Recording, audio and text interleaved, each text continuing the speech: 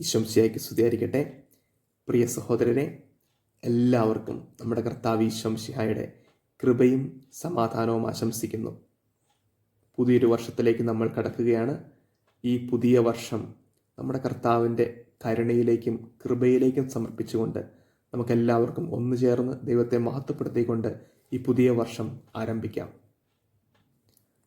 ഇന്ന് ഡിസംബർ 31, ആഴ്ചയുടെ അവസാനത്തെ ദിവസമാണ്, മാസത്തിൻ്റെ അവസാനത്തെ ദിവസമാണ്, വർഷത്തിൻ്റെയും അവസാനത്തെ ദിവസമാണ്. ഇത് മൂന്നും ഒത്തു വന്നിരിക്കുകയാണ്. നമുക്ക് കർത്താവിന് മഹത്വം കൊടുക്കാം. ഈ ഒരു വർഷക്കാലം മുഴുവൻ നമ്മെ വഴി നടത്തതിനെ ഓർത്ത് ഈ ഒരു വർഷത്തിൽ നമുക്കുണ്ടായ എല്ലാ അനുഭവങ്ങൾക്കും ദൈവത്തിന് നന്ദി പറയാം. നമുക്ക് സങ്കടകരമായിട്ടുള്ള അനുഭവങ്ങൾ ഉണ്ടായിട്ടുണ്ട്, സന്തോഷകരമായിട്ടുള്ള അനുഭവങ്ങൾ ഉണ്ടായിട്ടുണ്ട്. അവയിലേക്കെല്ലാം കർത്താവിൻ്റെ മഹത്വം കടന്നു വരണമേ നമുക്ക് പ്രാർത്ഥിക്കാം.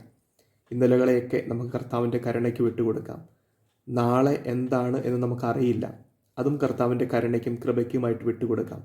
നമ്മൾ ഈ ആഴ്ചക്കാലം ധ്യാനിക്കുന്ന വചനം ദൈവമായ കർത്താവിൻ്റെ ആത്മാവ് എൻ്റെ മേൽ ഉണ്ട് എന്നുള്ള വചനമാണ്. പ്രിയപ്പെട്ട സഹോദരരെ, ഈ വചനം ധ്യാനിക്കുമ്പോൾ ഇത് തിരഞ്ഞെടുക്കാനുള്ള കാരണം നമ്മുടെ ജീവിതം മുഴുവൻ, ഈ വരുന്ന വർഷക്കാലം മുഴുവൻ കർത്താവിൻ്റെ ആത്മാവിൽ നമ്മൾ ജീവിക്കണം എന്ന് നമ്മെ തന്നെ ഓർമ്മപ്പെടുത്താനാണ്. നമുക്ക് കടന്നു വരുവാൻ പോകുന്ന അനുഭവങ്ങൾ എന്തു തന്നെയാണെങ്കിലും അവ നേരിടാൻ, അവ തരണം ചെയ്യാൻ, അവയിലൂടെ കടന്നു പോകാൻ കർത്താവിൻ്റെ ആത്മാവ് നമുക്ക് നൽകപ്പെട്ടിട്ടുണ്ട്.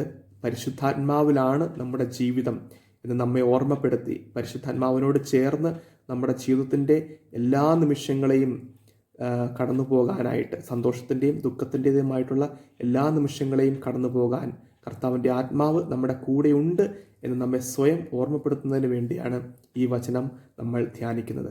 അതുകൊണ്ട് പ്രിയപ്പെട്ട സഹോദരരെ, ഈ വചനം നമുക്ക് ഏറ്റവും സ്നേഹത്തോടും കൂടെ, ഭക്തിയോടുകൂടെ, ആത്മാർത്ഥതയോടുകൂടെ പ്രാർത്ഥിച്ചുകൊണ്ട് ധ്യാനിച്ചുകൊണ്ട് ഈ പുതുവത്സരത്തിലേക്ക് നമുക്ക് പ്രവേശിക്കാം. ഈശോയുടെ കൃപ നാം എല്ലാവരുടെയും കൂടെ ഉണ്ടായിരിക്കട്ടെ.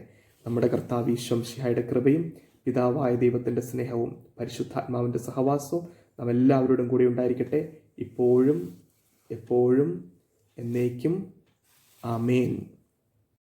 പ്രിയ സഹോദരരെ, നമ്മുടെ കർത്താവ് ഈശോമിശിഹായുടെ കൃപയും സമാധാനവും എല്ലാവരോടും കൂടെ ഉണ്ടായിരിക്കട്ടെ. ഈ ആഴ്ച നമ്മൾ ധ്യാനിക്കുന്ന വചനം യെശയ്യായുടെ പുസ്തകം 33-ാം അധ്യായം 17-ാം തിരുവചനം. രാജാവിനെ അവൻ്റെ സൗന്ദര്യത്തോടു കൂടെ നിന്റെ കണ്ണുകൾ ദർശിക്കും, വിദൂരത്തേക്ക് വ്യാപിച്ചു കിടക്കുന്ന ഒരു ദേശവും അവ കാണും.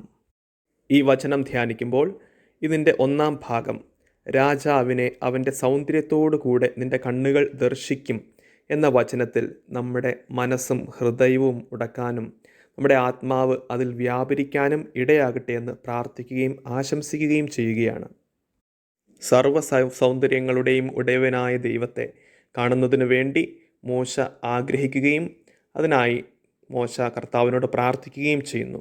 എന്നാൽ കർത്താവ് മോശയ്ക്ക് അനുവദിച്ചു കൊടുത്ത ദർശനത്തിൽ മോശ ദൈവത്തിൻ്റെ പിറകു വശം കണ്ടു എന്നാണ് നമ്മൾ വായിക്കുന്നത്.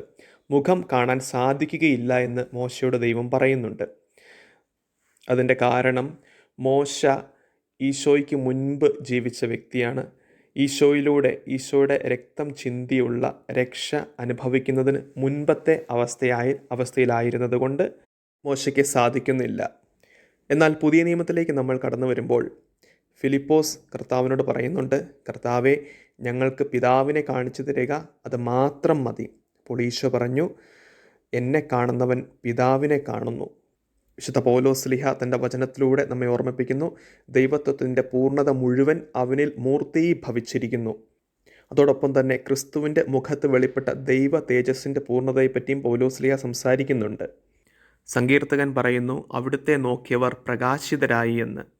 താബോർ മലയിൽ വെച്ച് ഈശോ രൂപാന്തരപ്പെട്ടപ്പോൾ, അവൻ പ്രകാശപൂർണനായി മാറിയപ്പോൾ ആ പ്രകാശത്തിൽ മുങ്ങിക്കുളിച്ച് പത്രോസും യാക്കോബും യോഹന്നാനും പ്രകാശിതരാകുന്നത് നമുക്ക് കാണാനായിട്ട് സാധിക്കുന്നു. സൂര്യനേക്കാൾ തേജസ്സുള്ളവനായി നിൽക്കുന്ന ഈശോയുടെ തിരുമുഖം കണ്ട് അവർ സ്തബ്ധരാകുന്നത് നമ്മൾ വചനത്തിൽ വായിക്കുന്നുണ്ട്.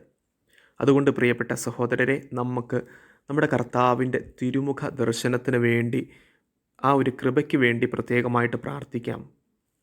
കാരണം ദൈവത്തിൻ്റെ വചനത്തിലൂടെ നമുക്ക് മുന്നറിയിപ്പ് കിട്ടുന്നുണ്ട്. സൗന്ദര്യം അനേകരെ വഴിതെറ്റിച്ചിട്ടുണ്ട് എന്ന്. തരത്തിലുള്ള സൗന്ദര്യം മനുഷ്യരെ വഴിതെറ്റിക്കുന്നുണ്ട്. അത് ചില സ്ഥലത്തിൻ്റെ ആകാം, ചില വ്യക്തികളുടെ ആകാം, ചില വസ്തുക്കളുടെ ആകാം. അങ്ങനെ പല രീതിയിൽ സൗന്ദര്യം മനുഷ്യനെ വഴിതെറ്റിക്കുന്നു.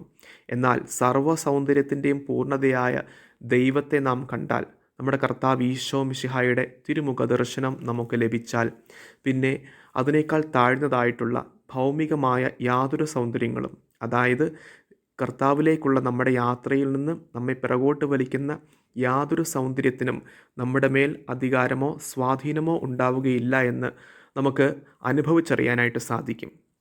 നമ്മളിൽ പലർക്കും ഒരു ഞെരുക്കത്തിൻ്റെ അവസ്ഥയുണ്ട്. ഭൗമികമായതിൻ്റെയും ആത്മീയമായതിൻ്റെയും ഇടയിൽ കിടന്നുള്ള ഒരു ഞെരുക്കത്തിൻ്റെ അവസ്ഥ.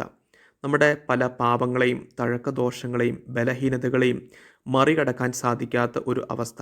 അല്പനേരത്തേക്ക് ദൈവിക കാര്യങ്ങളിൽ വ്യാപൃതരായിരിക്കുമ്പോഴും തുടർന്ന് നമ്മുടെ സുഖേച്ഛകൾക്കോ അല്ലെങ്കിൽ മറ്റു പല സ്വാധീനങ്ങളിലേക്കോ ചാഞ്ഞുപോയി പാപത്തിലായി പോകുന്ന അവസ്ഥ നമ്മെ പലപ്പോഴും നിരാശപ്പെടുത്തുന്നുണ്ട്.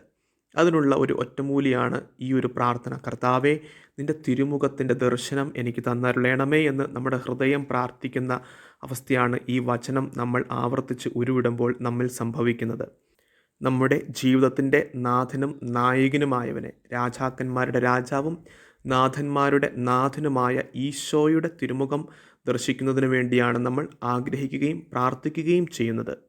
അതിനാൽ പ്രിയ സഹോദരരെ, ഈ വചനത്തിൽ നമ്മൾ കണ്ടുമുട്ടുന്ന രാജാവ് നമ്മുടെ ജീവിതത്തിൻ്റെ നായകനായ ഈശോ മിശിഹാ തന്നെയാകുന്നു.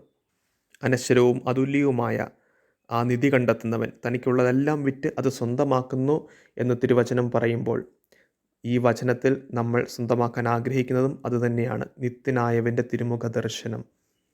ഇനി ഇത് എങ്ങനെയുള്ളവർക്കാണ് ലഭിക്കുന്നത് എന്നും, അല്ലെങ്കിൽ ഈ ഒരു തിരുമുഖ ദർശനം ലഭിക്കാൻ നമുക്ക് നമ്മളിൽ ആവശ്യമായിരിക്കുന്ന അവസ്ഥ എന്താണെന്നും യെശയ്യാ 33:15 തിരുവചനം വായിക്കുമ്പോൾ നമുക്ക് വ്യക്തമാകും.